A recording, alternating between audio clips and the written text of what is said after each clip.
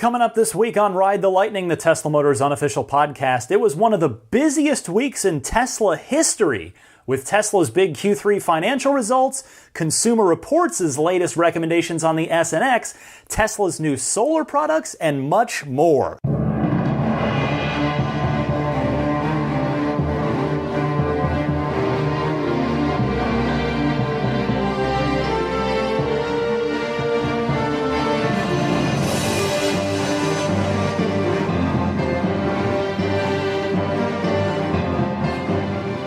What's happening, friends? Welcome to Ride the Lightning. It is the Tesla Motors unofficial podcast for October 30th, 2016. My name is Ryan McCaffrey with a very relaxed Maggie the Boxer as usual. Thank you so much for joining me wherever and whenever you are listening. As you already know from looking at the file of this week's episode, it's probably one of, if not the longest episodes ever. I don't know yet because I'm still sitting here just starting to record it. But my goodness, is there so much to get through this week. I sat and listened to two Tesla presentations this week, recording them and taking notes as Maggie the Boxer chugs some water in the background there. There was Consumer Reports, had some Tesla status updates this week on their side. There was, and then of course, the second event, the big Solar City Tesla product unveil. Plus, I skipped the phone calls last week, which in hindsight, I'm kind of happy I did because it ended up being over an hour show, just going through all of Elon's comments and just analyzing the self-driving hardware stuff, hardware 2. But as a result, not only were there a bunch of good phone calls from last week that I didn't get to, but you all kindly responded to my call to call in, and there were over 24 phone calls, and almost every single one of them is excellent. That's what I've said that before. You guys fortunately, you don't call and waste my time or your time. They're good calls that make good points, ask good questions. So I am including as many as I can this week, but I just couldn't fit them all, but I couldn't throw them away. So needless to say, next weekend is when I'm going to be recording the next monthly Patreon exclusive bonus episode. A lot of these excess calls are going to go in there because that's just the next best place I have for them. I don't want them to go to waste. I don't want them to just go for naught. So we've got like 10 excellent Ride the Lightning hotline calls coming up later in the show towards the end. So I just wanted to warn you of that up front so that when we get there, if the show's already been really darn long from the Q3 results and Elon's comments on that call and all the other things we're going to cover, feel free to stop the show or just maybe come back to it another time. This is almost certainly going to be a very long episode. So I kind of apologize for that, just because, again, I value your time. I respect your time so much. Maggie's playing with her little Star Wars thing. He says, gets us sidetracked right as he says he respects your time. But anyway, just wanted to warn you up front that it's going to be a big one this week. But I put in a lot of legwork on this week, a lot of good research. I think it's going to be a good episode. Let's not waste any more time, and let's get started. So, the biggest news of the week, of a huge Tesla week, as I said at the top, this might have been the busiest Tesla week by way of just things going on, but the biggest one of them all was the Q3 results for Tesla, and guess what? Elon and the Tesla team did it. They achieved profitability, ending up $22 million in the black. Here is Elon Musk on the conference call to sort of announce it. All right, thank you. My comments will be brief because I think it's really what I would have to say is captured in the earnings letter. But obviously the main thing is that we're able to have our best quarter ever, achieve full GAAP profitability, and moreover, I think we are headed to have a great fourth quarter as well. One of the criticisms I've seen out there is that perhaps Q3 was comparatively expensive. Q4, this this is not true. We currently believe that Q4 will be profitable, excluding non-cash stock-based expenses.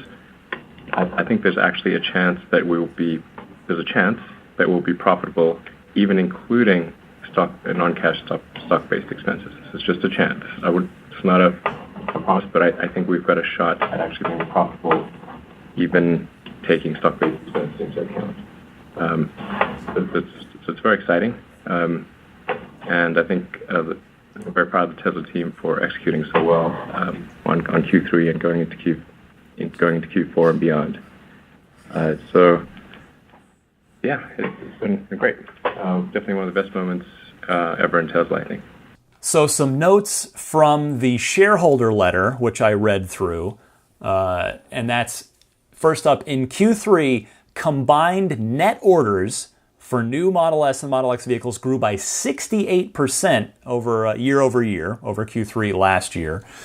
Record production levels in Q3, 25,185 vehicles produced, which is a 37% increase from Q2 and a 92% increase year over year, so compared to Q3 last year.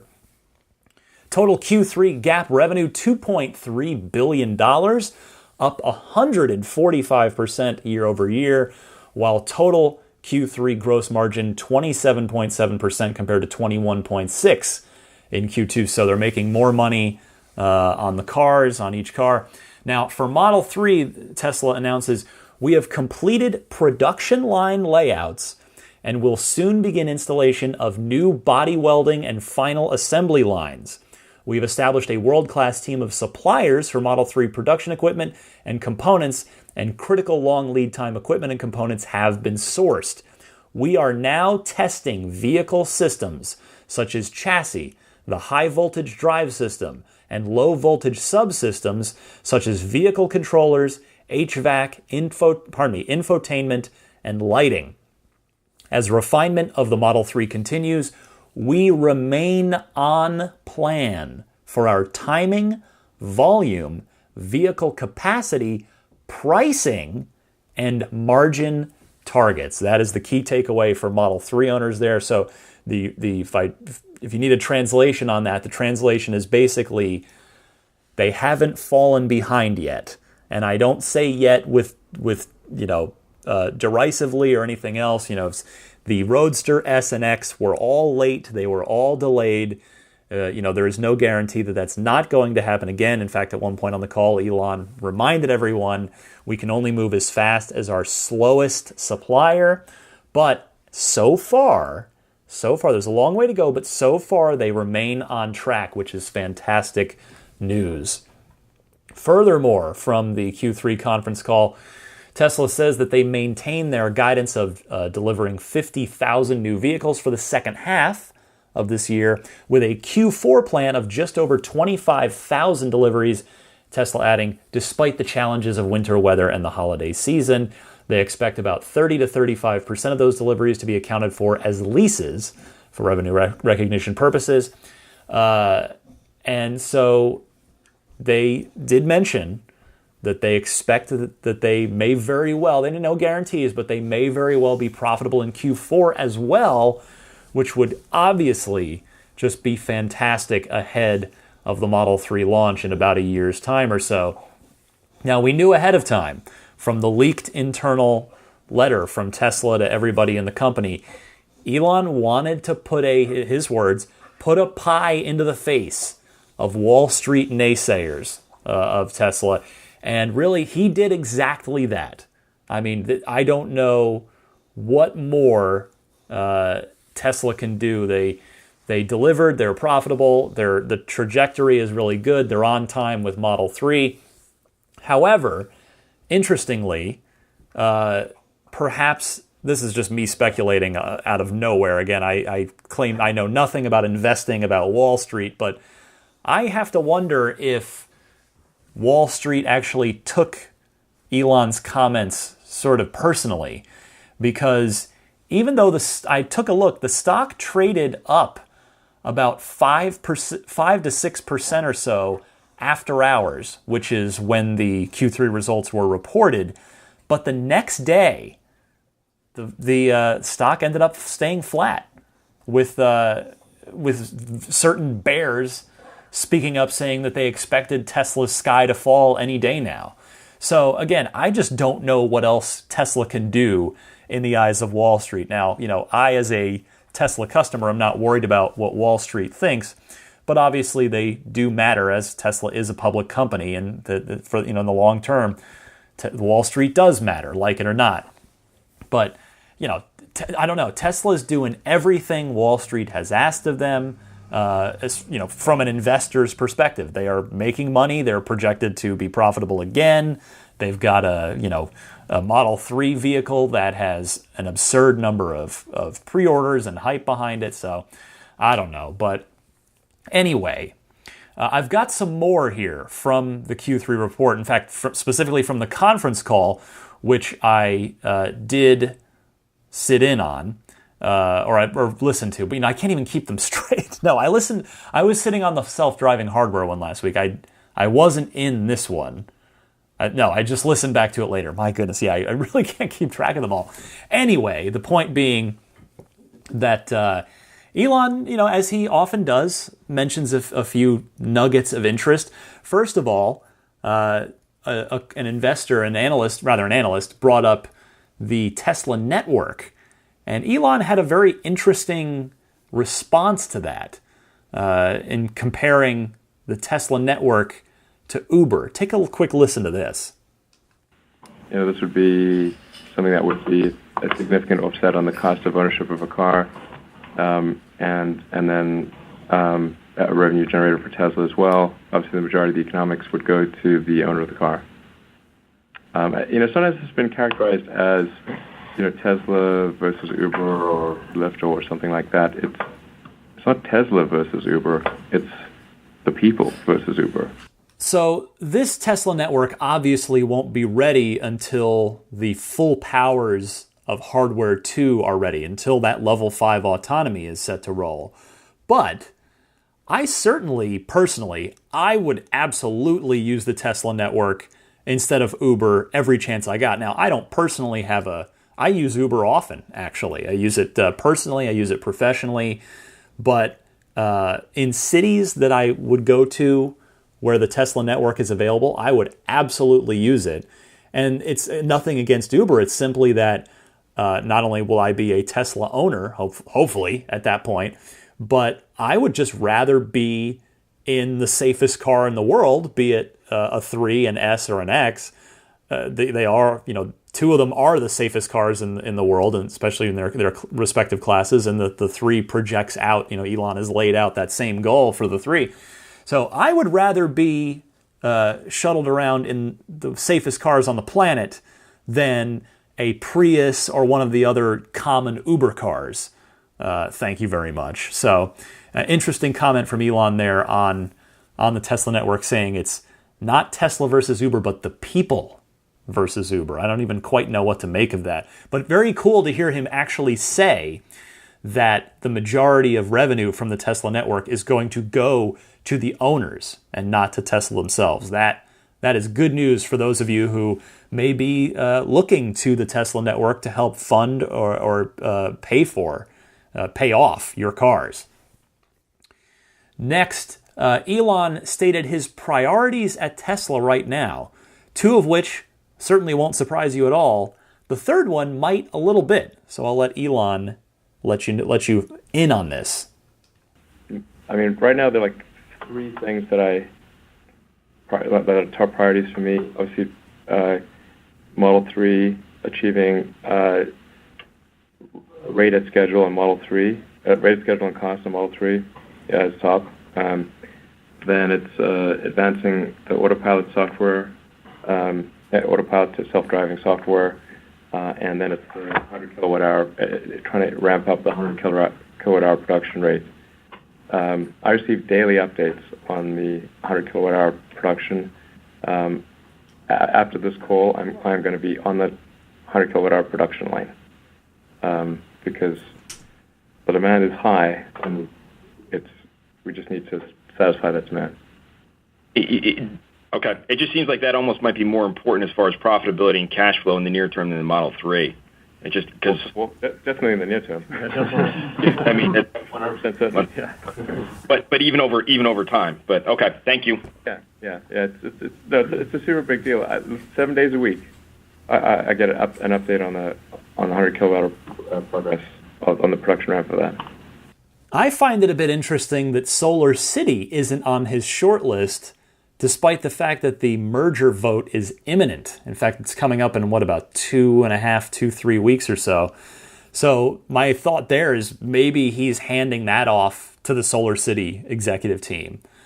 In fact, I hope he is, because we need Elon on Model 3 and on autonomy, which were the other two things that he cited there, because those are going to be the kingmakers for Tesla in the next 3 to 5 years. But interesting to hear him say that the 100 kilowatt hour battery pack has taken so much of his time and his priority as well. That's it's clearly proven popular early. They say they're a bit production constrained on the P100Ds.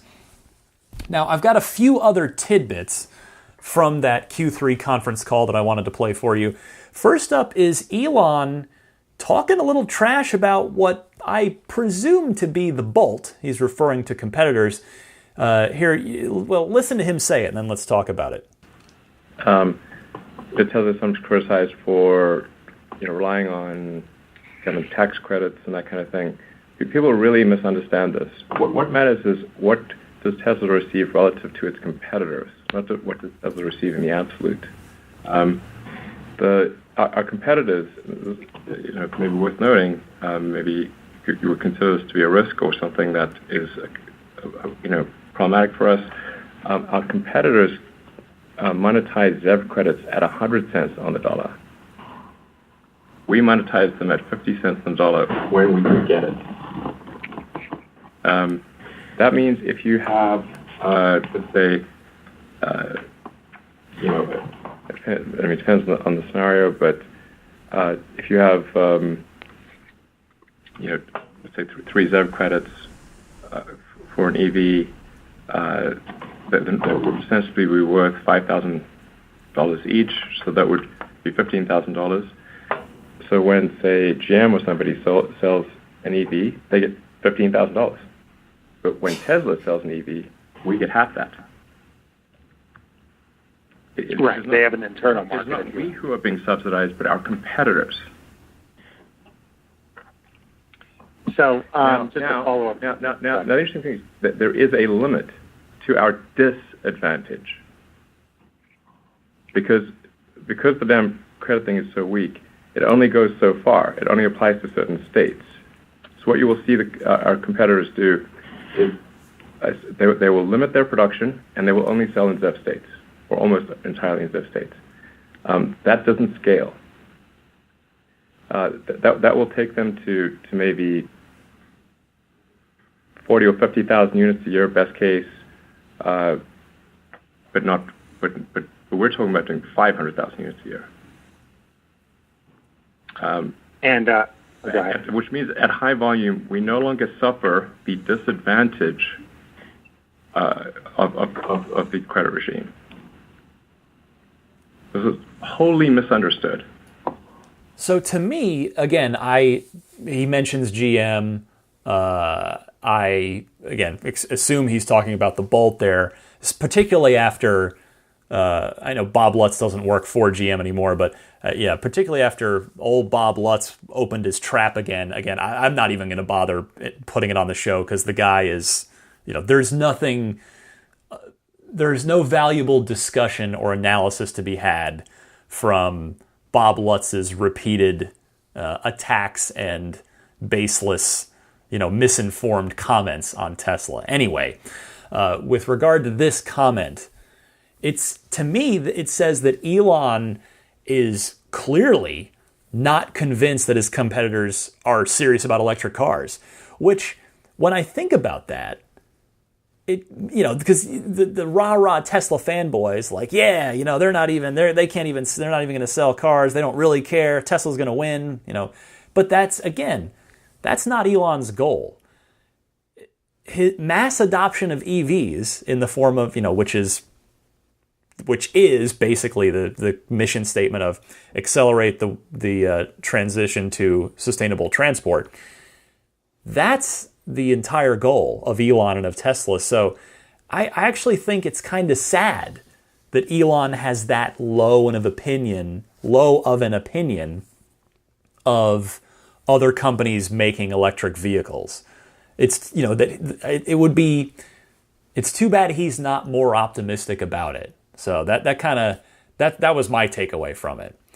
Another Elon quote here.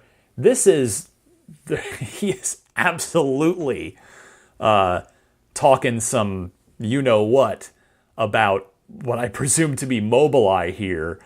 I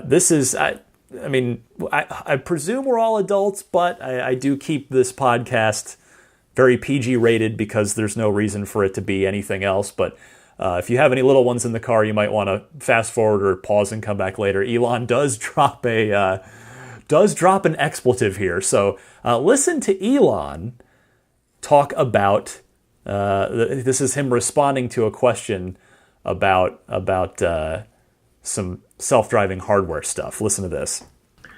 Yeah. First of all, I would separate what Tesla says from, say, some supplier of ours issuing bullshit. Okay. The blog that I wrote was very clear that radar is moving from a supplemental to also a primary sensor. It's not to the exclusion of vision, but it's also a primary sensor. Vision is still the main thing, but radar, instead of merely being like a cross-check against vision, is really, when done well, and we're very confident at this point that it can be done this way, can be a primary sensor such that you can take actions based on radar information alone. You can also take actions based on just vision alone. Much as a person might take action based on whether you hear something or you see something, but you don't need to both hear it and see it. But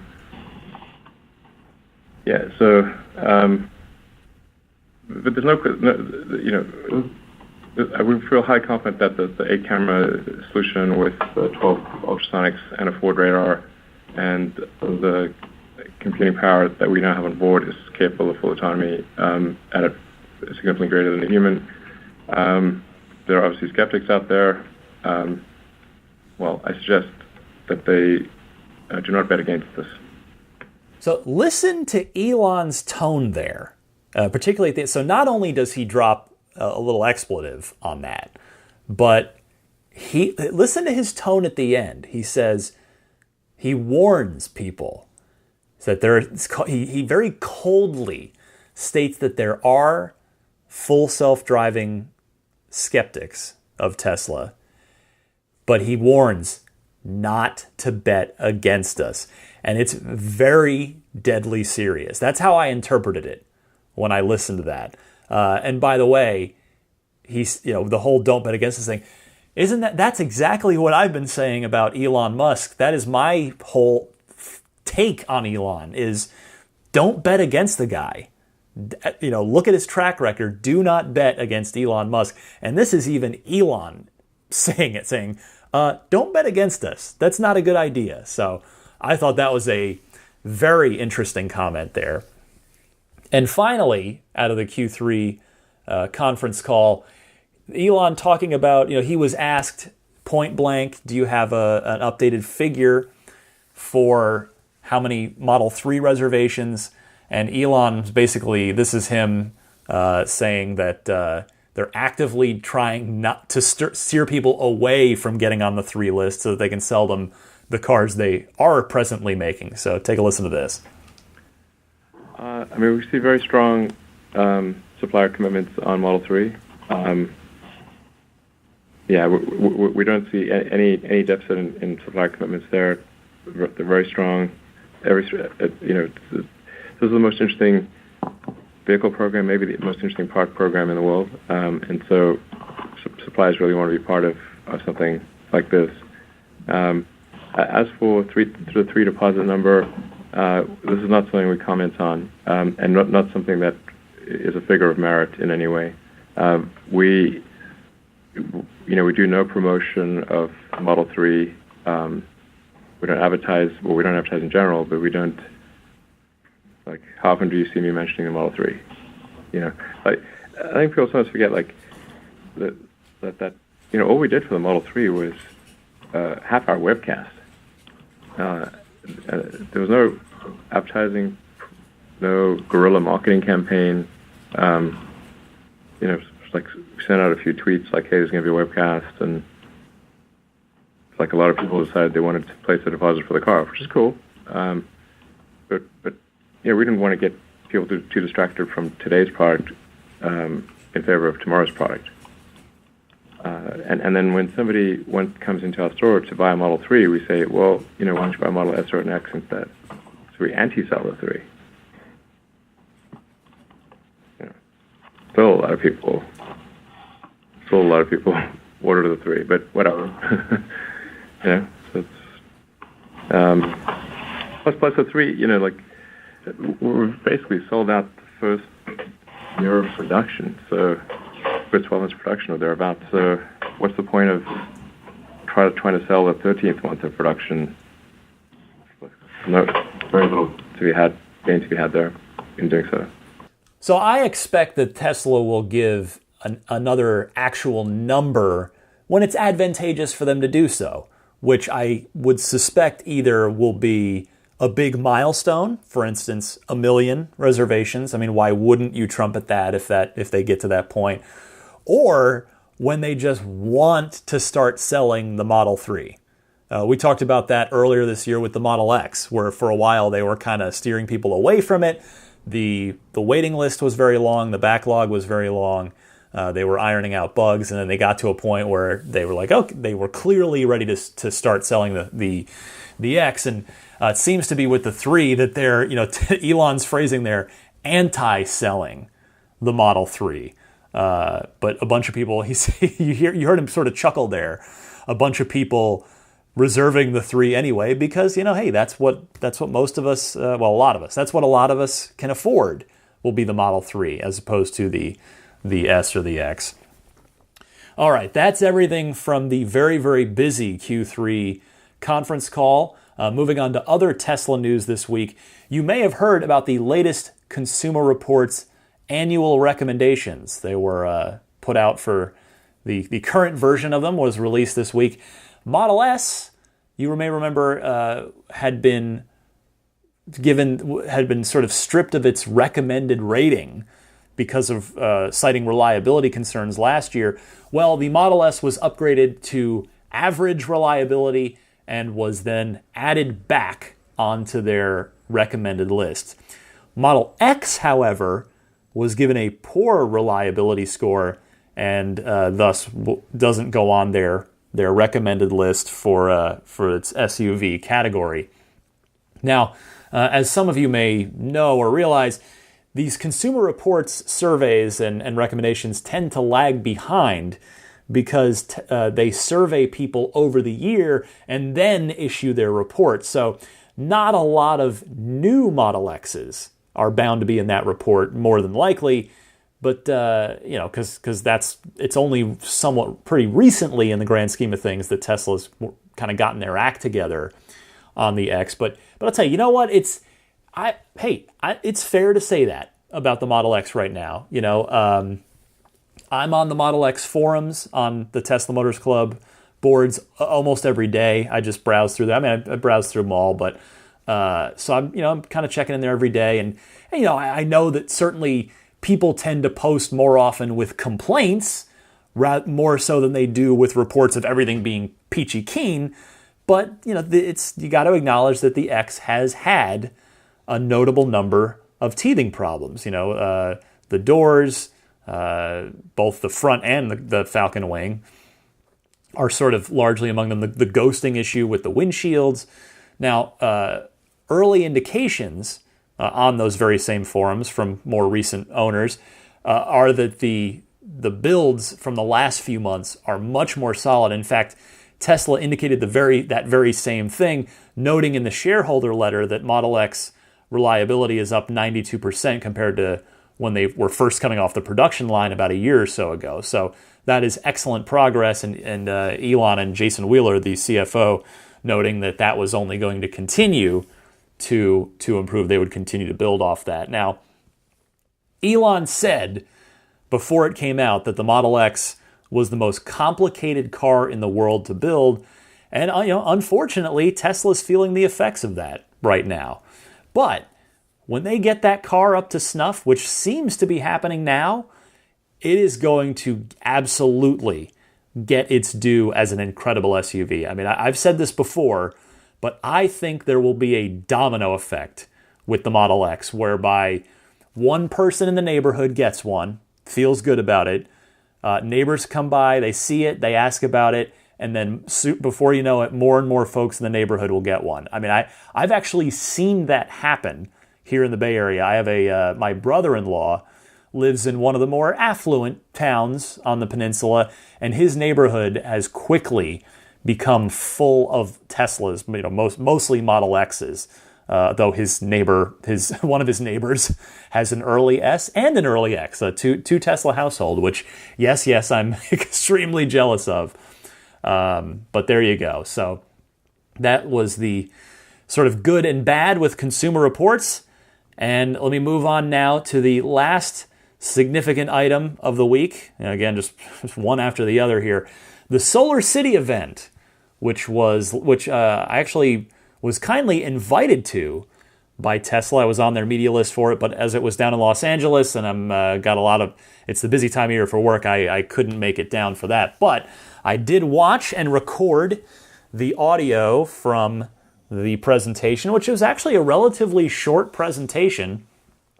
And so I wanted to play a few clips from that and then kind of give you my reaction to it. I don't know if you've seen it yet, but if you haven't, you might get a little bit of a sense of it from the 6 clips I'm going to play for you here. First of all, here's Elon on the idea behind the solar roof product, I guess I should start there. So they did indeed announce a solar roof product, whereas there are roof tiles that all have solar cells in them that will all work together, obviously, to provide solar power to your home. So here's Elon on the idea behind the solar roof product. Just like with electric cars, where electric cars originally they didn't look good, they had low range, they didn't have good performance, they were like a golf cart, and so people had a real hard time buying electric cars. And I think something similar needs to happen to solar. We really need to make solar panels as appealing as electric cars have become. Here's Elon discussing the 3-part solution that he sees to the the rising CO2 and emissions problem on our planet. That was actually what he opened with here. This is from later in the presentation. He thinks it is a 3-part solution, which is, of course, obviously what Tesla is up to. There are really 3 parts to the solution. So we go to what is the future that we want?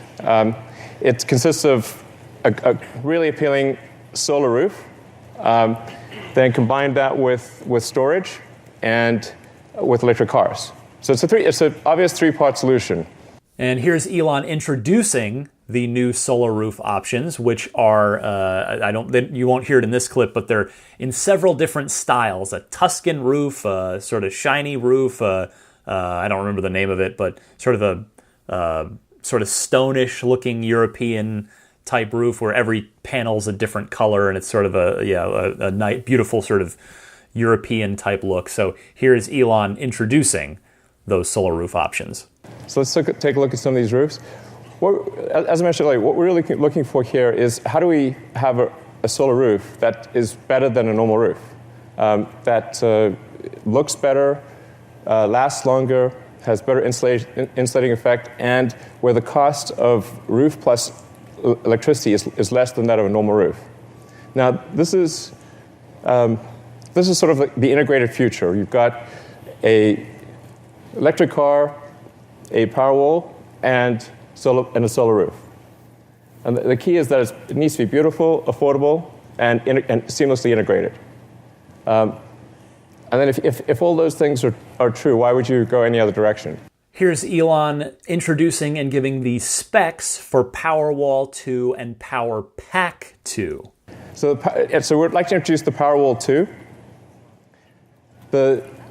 This is a big step above the Powerwall 1. It has twice as much energy, more than twice as much power. So it's a 14 kilowatt hour energy storage, 7 kilowatt power output. And just to put that in basic terms, you can take a 4-bedroom house and you can have you can power your fridge, the sockets, and lights for a day. And if you have solar on your house, you can power it indefinitely. So that's just with one.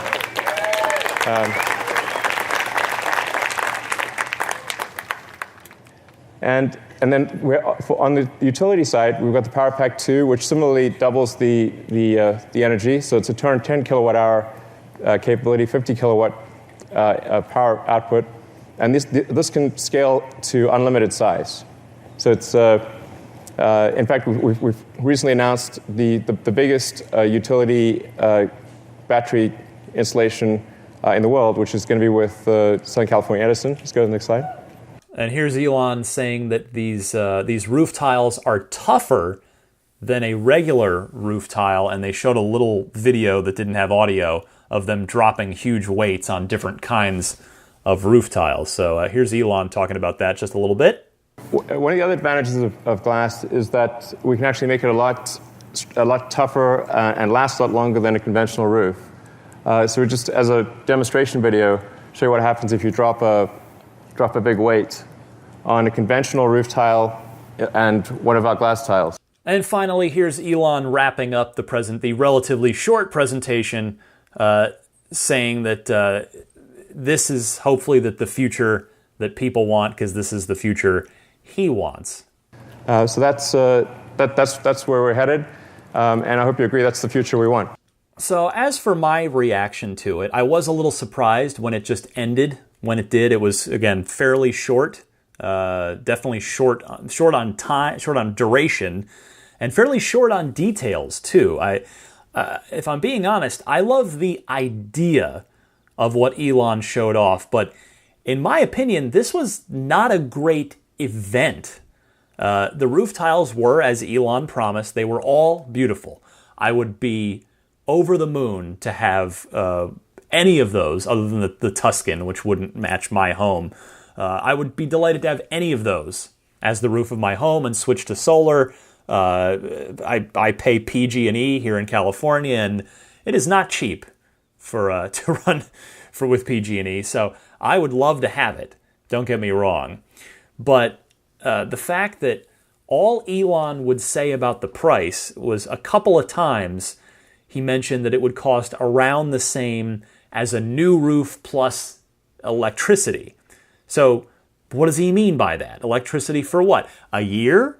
The cost of electricity for the lifetime of a normal roof? And exactly how much will it cost? You know, whether it's per square foot or what have you. And how much do I need to power my home? I mean, I personally, I live in San Francisco. I have a very vertical home, for lack of a better term, that just doesn't have a lot of roof real estate. There are just physically are not a lot of shingles on my roof. It's just sort of the way my home is oriented. And when will it be available? There was absolutely nothing about that. So a lot of questions, not a lot of answers. I don't want to be a Debbie Downer here, but at the same time, again, I'm a Tesla fanboy. I'll put it. You guys know that. I admit it, but got to be realistic about this. And I do think, we were talking about Wall Street earlier in the podcast this week. I expect that Wall Street is not going to be thrilled about that presentation when the market opens on Monday. I mean, I'd love to be wrong. But I think it was a little light on substance. It was heavy on style and light on substance. So I'd love to learn some more details because, I mean, again, I would very personally be interested. And my wife, we've talked a little bit about it when the sort of rumors of this first came around. We're both on board with the idea, but that was all we got at this presentation was the idea. We didn't get a lot of real world concrete details. So hopefully those are going to come in the not too distant future, and we'll just be a lot more clear on it. All right, pardon me as my voice starts to run out of fuel here. Perfect time for a little break. We'll take the quick little musical break and come back with the Ride the Lightning hotline. So many great phone calls. I had to pare it down to 10 outstanding phone calls coming up for you here right after this.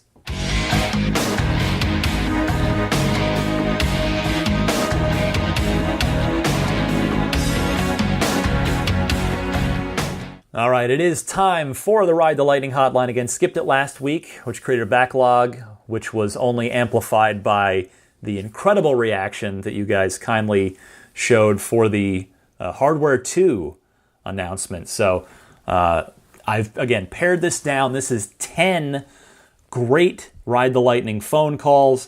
There are going to be plenty more than that in the November edition of the Patreon exclusive episode, which is just all hotline calls. So that exclusive Patreon exclusive episode is for $10 and up pledgers if you're interested in that. And again, I'm just fair warning now, if you want to, there's probably going to be a decent bit more show to go because there are 10 excellent calls. I usually play half that in a given week. So if you need to pause or just bail out for this week now, I totally understand. But let's go ahead and get right to it. By reminding you that if you have a question, comment, or discussion topic, I'm happy to take. I love all the great calls from you guys. Give me a ring on the Ride the Lightning hotline anytime. Toll free. The number is 1-888-989-8752. That's 1-888-989-TSLA. And if you know someone special with an upcoming birthday, anniversary, graduation, or some other special occasion, you can give them a unique gift of recorded voices from friends and family telling them why they're special. The recordings can be podcasted or put onto a keepsake. Visit lifeonrecord.com to learn more. Let's start with a caller out of Sterling, West Virginia, giving information. This is actually talking about Tesla and Solar City this week and about Wall Street. So he actually has a clarification on how to vote on the upcoming Tesla Solar City merger vote. So I just wanted to present this purely informationally. Take it away. Hello, Ryan. This is Americo from Sterling, Northern Virginia. I just wanted to make a comment on the thing about the stock owners voting for the merger between Tesla and Solar City. I just got my email this weekend, and basically it's really simple. Whatever broker you have, whether it's Ameritrade, E-Trade, Robinhood, or what have you, you will get an email from a service called proxyvote.com. That's actually the service that most of the companies use to handle their shareholder voting. And basically, it's really simple. You just click on that link. It'll take you to a page where it will show you two questions. One of them is basically asking if you want to, allow the merger for Tesla and Solar City. And the other one is a very, kind of like related question. It's really simple. You just click on yes or no. Well, actually, it's for or against. And they also give you like a little hint that, Tesla is like the suggested vote is for the merger. So it's really simple. Then you can get like, an email confirmation of your vote, of your voting. And it's really cool, really simple. Actually, it's good, to kind of like have a little voice in there on the merger for Tesla and Solar City. And of course, I voted for the merger. So just to make that comment, thanks for the podcast, and please keep up with the good work. Thank you. Well, there you go. Thank you so much for that. That is good information. Next up is Tim from Indiana, who wanted to comment on the Germany passing the EV, basically banning ICEs. And he has a correction for me, which I greatly appreciate, on my EPA comment from last week about the increasing mile per gallon rates that the EPA has been doing here. So, Tim, take it away. Hey, Ryan. I was just listening to your most recent episode. This is Tim from Indiana again. And you were covering the Germany banning gas and diesel cars by, I believe, 2030. You mentioned that the U.S. had done some things to raise miles per gallon averages. And I think you misspoke slightly in that the 54.5 miles per gallon that was set by the United States government is a fleet average. And really, that is what has driven things like the Chevy Volt and the Chevy Bolt is they bring their fleet average up by putting out a few zero-emission vehicles, but the vast majority of their vehicles are still sold in the small truck, crossover, and midsize car segments, which a couple of those, in particular trucks, their average is somewhere in the 20s or low 30s. So I think that's been a flaw in the way those laws have been passed, and it's probably partially due to the oil money involved in U.S. politics. But, if you can skate on your fleet average for fuel efficiency by just pushing out a few zero-emission vehicles that you sell in low volume, that's not a good law or a good system that is going to accomplish what you're trying to accomplish with emissions. So just wanted to clarify on that. And I didn't do any research, so I could be wrong. But, we're definitely not on pace for all cars to be at a minimum of 54 miles per gallon by 2025. So I'm pretty sure that's the case. But thanks for your time. Bye. You are totally right, Tim. My larger point about that still stands, but I do apologize for speaking a bit incorrectly there. And it turns out, by the way, I did a little more clicking around on this. It turns out that the fleets aren't going to make it. And the government eased off a little bit on that 54.5 mile per gallon fleet-wide average demand. This is via autoblog.com. This is a recent post. During a conference call with reporters about the report, government officials said the 2025 mandate isn't actually a mandate, but an estimate of where the auto industry could be in 9 years from now. So there is a little bit more information on that. Thank you so much, Tim, for setting me straight there. And let me go to Mario in Phoenix, who has a reaction to hardware too. So many of you called in with reactions to the self-driving hardware. So Mario, take it away. Hey, Ryan. Good afternoon. This is Mario coming to you from Phoenix. Calling to obviously react to the big Tesla news this week. Autopilot 2.0. New hardware suite. It's going to be making level 5 autonomy a full reality. This thing is absolutely astonishing. I mean, it blew my mind when I saw the video of the Model X driving the guy from his house to work and parking itself. And it's science fiction come true.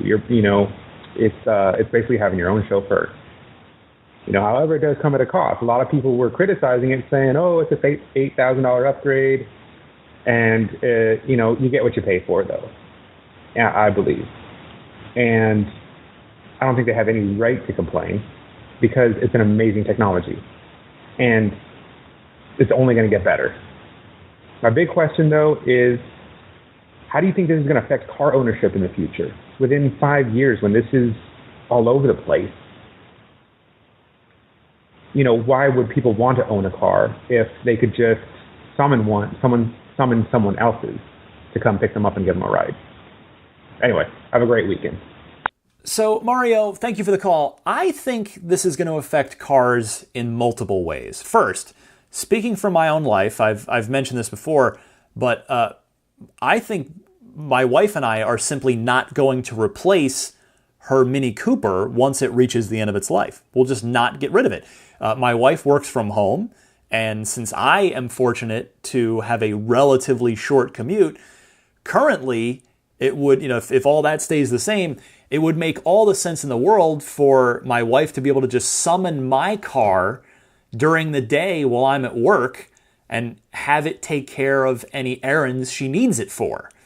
Now, secondly, I do agree that this next step with level 5 might diminish overall car ownership. But I think it's not going to be before a bunch of people ditch their ICE cars for level 5 enabled Teslas. So that's going to get ICEs off the road in a couple different ways, which of course, as I've say it almost every week and including on this show, that's Elon's ultimate goal, accelerating the advent of sustainable transportation. If households average fewer cars, but those cars are Teslas and therefore electric cars, Elon wins and the planet wins. And don't forget that elderly or disabled people will be able to be mobile again, where maybe they couldn't be before if they weren't able or allowed to drive. So the societal effects here are potentially enormous and basically all for the better. Let's go now to Eric from Australia, who has an interesting point about the pricing structure of hardware 2. Eric, you're on the air. Hi, Ryan. It's Eric Levin from Australia again. Just a quick comment on the Tesla release. Absolutely awesome news.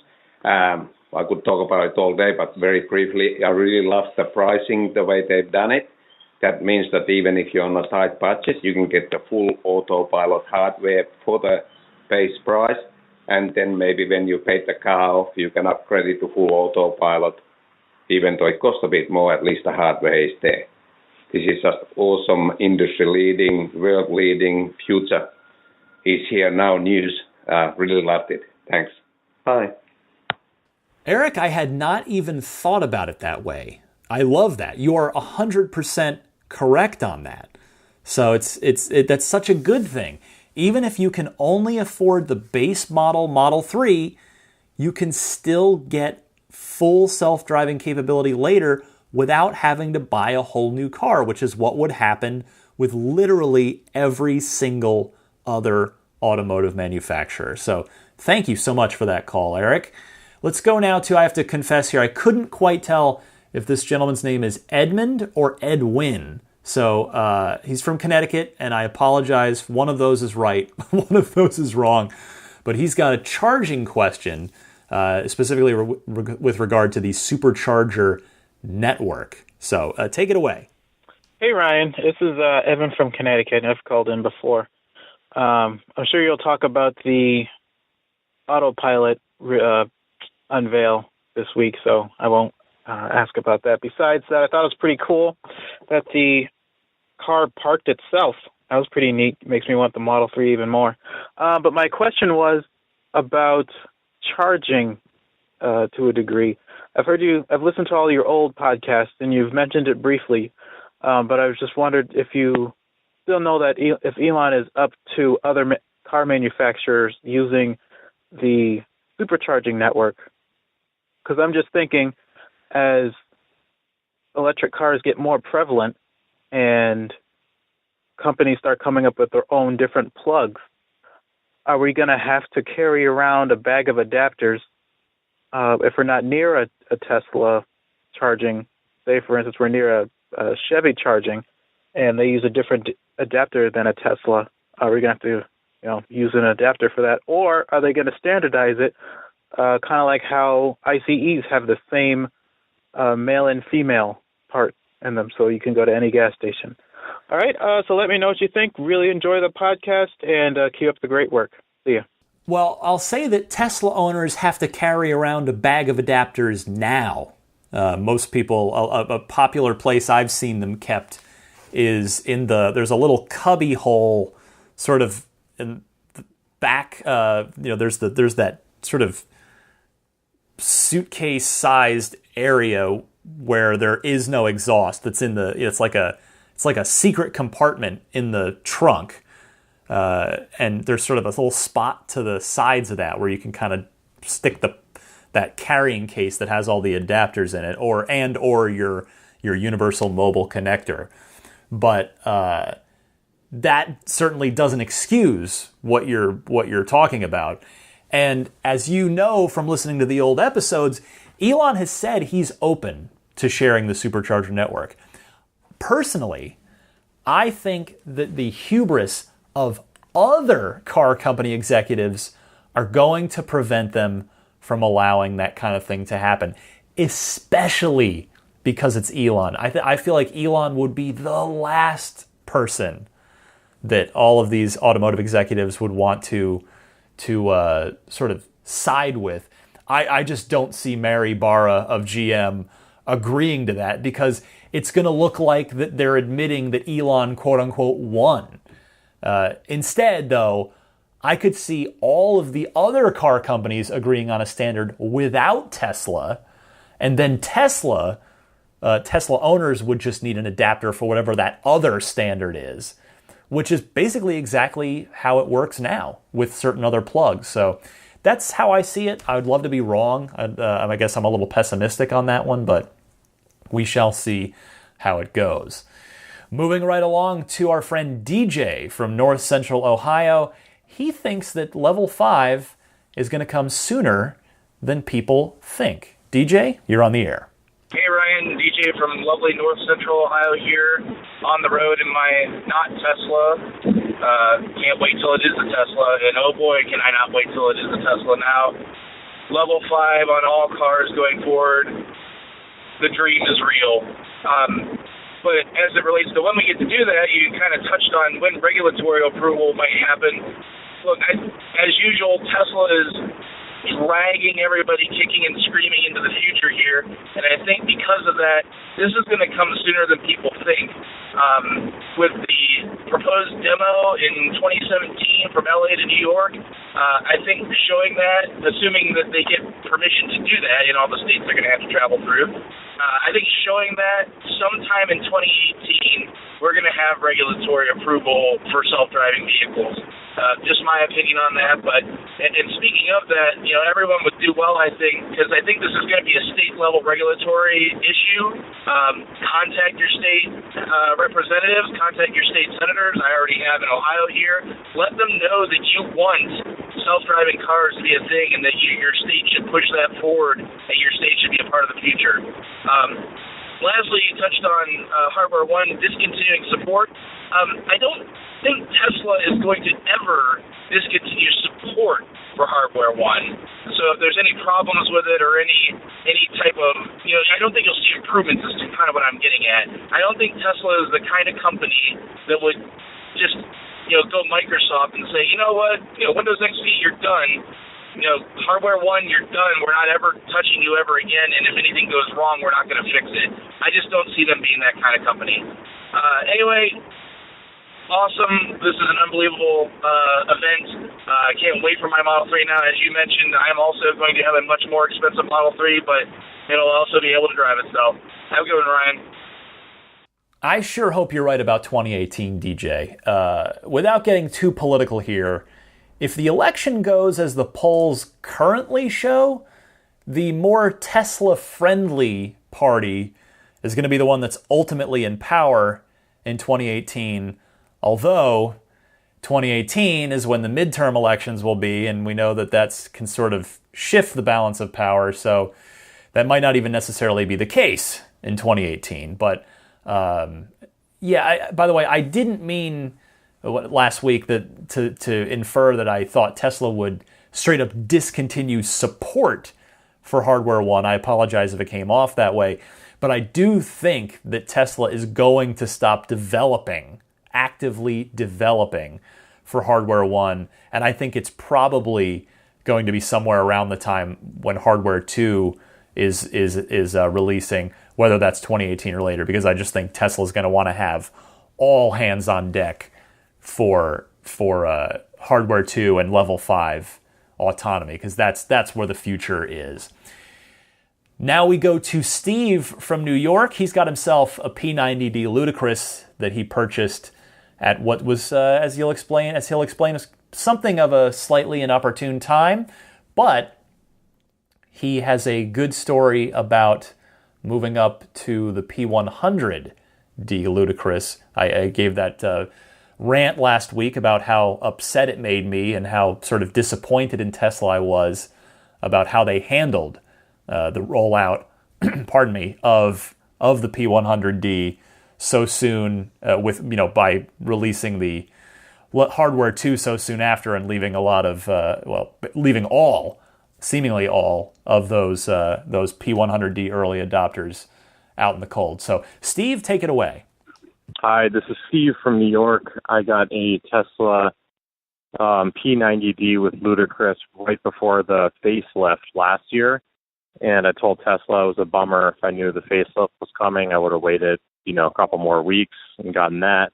So this year I ordered the P100D right when the car was announced, and I got autopilot, all of the options. And what they told me was that there was a shortage in the perforated white leather, and I'm not sure if this was true or not, but they pushed the production of my car back far enough that I could actually have all of the new sensors and the fully autonomous options built into it. So I have a sneaking suspicion that the only P100Ds they shipped were vehicles where people did not elect for the autopilot option, which I think was $3,500 at the time. But anyway, just wanted to give you a shout. Great podcast. Enjoy listening to it every week. And I also was in touch with Tesla leading up to the product announcement, trying to figure out what it was, because I didn't want to have the car built and not have the option to include whatever mystery product was coming out. So they were pretty tight-lipped about it. They just told me that there was a shortage of the white perforated leather, and that's what was pushing my production out. But in reality, it seems like they were just buying some time to make sure I was happy and had the fully autonomous suite in addition to the autopilot. And by the way, the funds that I reserved for the autopilot were credited towards the advanced autopilot. All right, keep up the good work. Thanks. I'm very glad to hear this, Steve. And I've heard of this before, by the way. A friend of mine who has a Model S 85 had ordered his car a couple of months, or at least a decent little window before Hardware 1 began shipping in the cars. And he told me the story about how his sales advisor kept sort of nudging him to delay and hold off a little bit. And sure enough, he ended up getting Hardware 1. He just sort of bumped right into that time when Tesla first started stealthily putting the autopilot hardware, the first generation autopilot hardware, into the Model S's. And now my friend is super stoked to have autopilot, which he technically didn't even order. Obviously, your example and mine are two isolated examples, and different sales advisors and different delivery specialists might handle it differently. But I'm definitely happy to hear that you were taken care of, even if they had to keep you in the dark for a little while.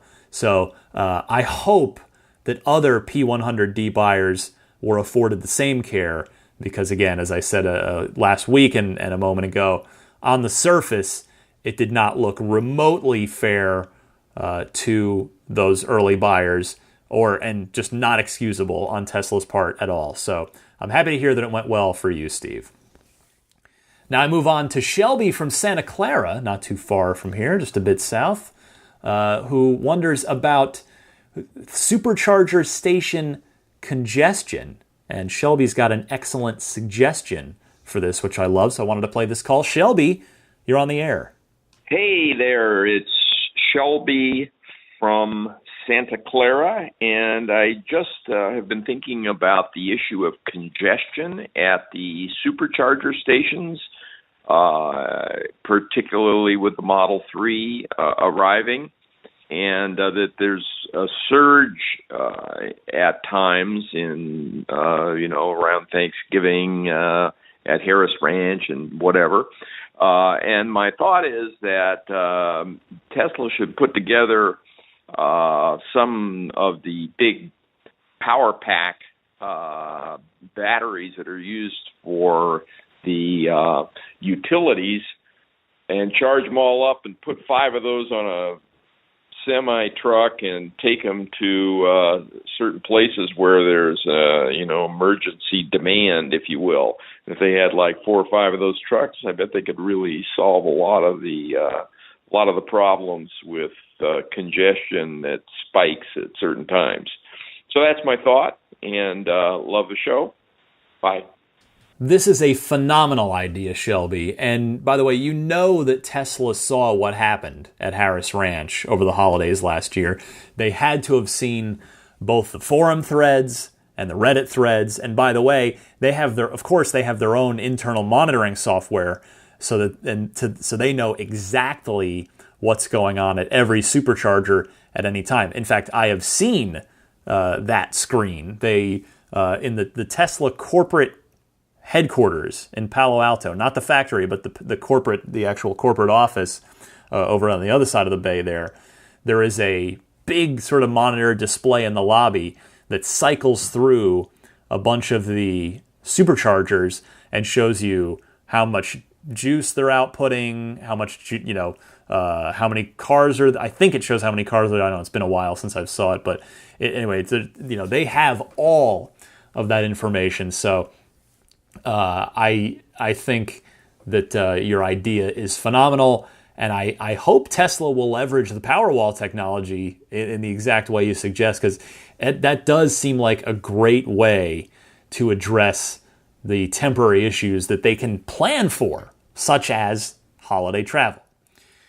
2 more phone calls for you. First up is Keith from San Diego, who has a very relevant question about what happens when you interfere with your car while it's self-driving. So, Keith, I turn it over to you, sir. Hi, it's Keith from San Diego calling. One of the questions I had, and I was thinking about after listening to Elon's QA about self-driving, was, first off, I just would want to make sure that I have the correct assumption that when in self-driving mode and you're and it's driving you, if you do take over control of the self-driving mode, I'm assuming if you move the wheel or press the brake or gas, then it would go out of self-driving mode. That's an assumption, I would say. And then my next question would be is, what happens if they find that people are trying to react to a situation by taking control over the self-driving mode, but actually doing not as good as if they would have not touched the wheel at all, and actually let the car do it for them. So that was one thought of, will they eventually maybe, lock ability from somebody taking control because they see that people that do take control over actually make not as good a correction as a self-driving vehicle. Anyways, that was one thought. I would put that out there and see what you think. Thanks. Bye. Interesting question here, Keith. I agree with you in that I'd assume, we know what assuming does, that if you move the wheel or you press a pedal, that the car is going to turn control over to you. As for instinct leading you to take action in a panic situation, at the end of the day, I don't see any way on earth that the car wouldn't let you take over, because I would have to think that gets into some really dicey legal and possibly even moral conundrums. That just gets into some weird territory there. Now, I mean, it's going to take time for people to build up trust in that level 4 and level 5 self-driving Tesla. And the scenario you describe is definitely part of that process. Finally this week, Aaron in Connecticut wonders how self-driving is going to perform in inclement weather conditions. Let's go to Aaron. Hey, Ryan. It's Aaron in Connecticut. I've been listening since the Model 3 reveal, and we've had a little bit of a snow flurry today and some rain you might hear in the background. And it really got me thinking about the self-driving tech that's coming up in all Tesla models, but specifically the Model 3. We've got a reservation, but how well is it going to perform in rainy conditions? I can definitely see how the camera might get obscured by like water droplets, and there's even sometimes where a camera would get obscured by like snow clinging to the outside of the camera or to the camera lens. Does that mean that self-driving capability just goes out the window in inclement weather? Does it mean that there's some tech that's going to be available to keep those cameras clean? Or is it going to fall back on the other types of sensors available in the car? It's just really complex, the kinds of things that we have to do as humans. I get that there's way more coverage in an 8-camera system than there are in my 2 eyes, but my ability to drive in inclement weather isn't really hampered that much by this, particulate matter. I've got windshield wipers, I've got a windshield, I've got spray that can wash off the windshield and get salt deposits off of the windshield. So there's a lot of other low-tech stuff that goes into making sure that I'm able to drive my car. And how's that going to be implemented in a self-driving configuration? Really curious to hear your thoughts. Love what you're doing. Love the show. We'll call back again soon. This is a totally fair question, Aaron. Elon has said that the front cameras are in such a place, they're at the top of the windshield in a housing above the rearview mirror. If you can look at any Tesla now, and there's the one camera in there, and the new ones are in that same spot. There are three. There are 3 cameras. So Elon has said that those front cameras are in such a place where they should never really be directly obscured. I mean, you'll have a defroster, you'll have windshield wipers, but even the other cameras are relatively high up on the car. If you haven't seen the pictures, and I've got to figure they're high enough up where you probably aren't going to have ice or snow or rain clung to them. So hopefully they'll all work pretty well. But remember too that the radar portion of it can see through the rain and fog. But you're still absolutely right. It's entirely possible that self-driving could be limited or even altogether unavailable if the weather is bad enough. But I'm sure Elon has thought and is actively thinking about this very problem, because there are obviously plenty of places around the world where inclement weather is going to be a problem on a regular basis. Oh my goodness, that was a lot of phone calls in the Ride the Lightning hotline, but they're all so good. I so appreciate the participation from the audience. You guys, you add so much to the show. I sincerely thank you for that. And again, if you want to call in there's obviously a lot to react to this week. I expressed sort of my disappointment in the Solar Roof event, not the solar product itself, but the event. What do you think about that? What did you think of the Q3 results? What do you think of the Consumer Reports thing? Anything you want to chime in on, please do give me a ring. You just leave a voicemail. It's a toll-free number. You can call or Skype. You can also, people have asked me, you can just email me, if you want to do a voice recorder thing right into your phone and just email me that. You can do that too if you don't want to be sort of feel the pressure of being on the clock with the Ride the Lightning hotline. But anyway, the number, so you can email that to teslapodcast@gmail.com.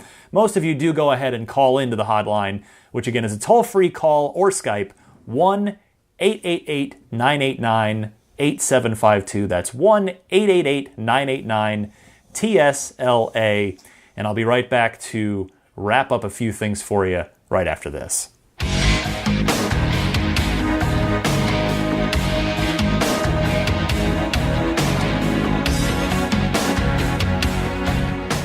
Oh my goodness, that was an epic episode, at least to prepare and produce. I hope you enjoyed it. A lot went into that one, boy. That maybe other than episode 35, where I was down in LA at the Model 3 reveal and interviewing people I camped out in line with. This week might have been the most legwork and production and research and preparation that had to go in to this podcast. So if you appreciate that, recognize it, you see fit to maybe make a contribution on the Patreon, I would sincerely appreciate it. Just take a look at the Patreon page, which is at patreon.com/Tesla Podcast. That's Patreon is how you spell Patreon. You can follow me on Twitter at DMC_Ryan. Email me, teslapodcast@gmail.com. If you're buying a Tesla, get yourself $1,000 off that car, courtesy of the referral code from Michael from Millbrae, who, as I record this, I'm actually going to have lunch with him tomorrow. I'm looking forward to meeting him because he's just down the road. He offered to meet up for lunch and go take a quick ride in his Model X together. So looking forward to that. It'll have happened by the time you hear this. Hopefully it will have gone well. But you can get $1,000 off of your Tesla if you plan to buy an S or an X anytime in this quarter, basically. You can get $1,000 off. The website the short link to type into your browser to activate that code is ts.la/Michael2204. That's Michael spelled the traditional way, MICHAEL 2204. And that will have the side benefit of getting me entries into the raffle that they'll hold for a ludicrous S or X at the end of the quarter, which Michael has said, hey, if we win the car, it's yours, minus the absurd amount of taxes. But that would still be a great deal. I would love that. Anyway, abstractocean.com for Tesla owners and enthusiasts. A lot of cool little Tesla accessories and sort of apparel type things there. So take a look at that because the proprietors there have seen fit to offer you through me a 20% off coupon. So take a look at the silicone key fob pockets they have there for the S and the X, the lanyards, Tesla lanyards they have there, the LED lighting kits for the cars. So it's abstractocean.com and enter RTL podcast at checkout to get 20% off of your order. I want to thank Gene and the wonderful folks at teslarati.com for supporting the podcast, mentioning it just about each and every week. They do a great job over at Teslarati of staying on top of Tesla news day by day. Subscribe to Dave T's phenomenal Tesla newsletter that comes at you free once a week, every Friday morning / maybe lunchtime, depending which time zone you're in. Sign up for that at teslaweekly.com. And finally, I want to thank the Patreon producers. These are the very kind souls who support the podcast at the $20 level or higher each and every month. And those folks are Jeff Bartram, Paul Hussey, DJ Harbaugh, Pete White, Wolfgang Obergen, George Cassiopo, ZL Klein, David Brander, Nick Hoffman, Ralph Weiss, Jonathan Wales, John Waltauer, and Scott Gillis. I love all of you so much. Thank you so much for your support. And that'll wrap it up.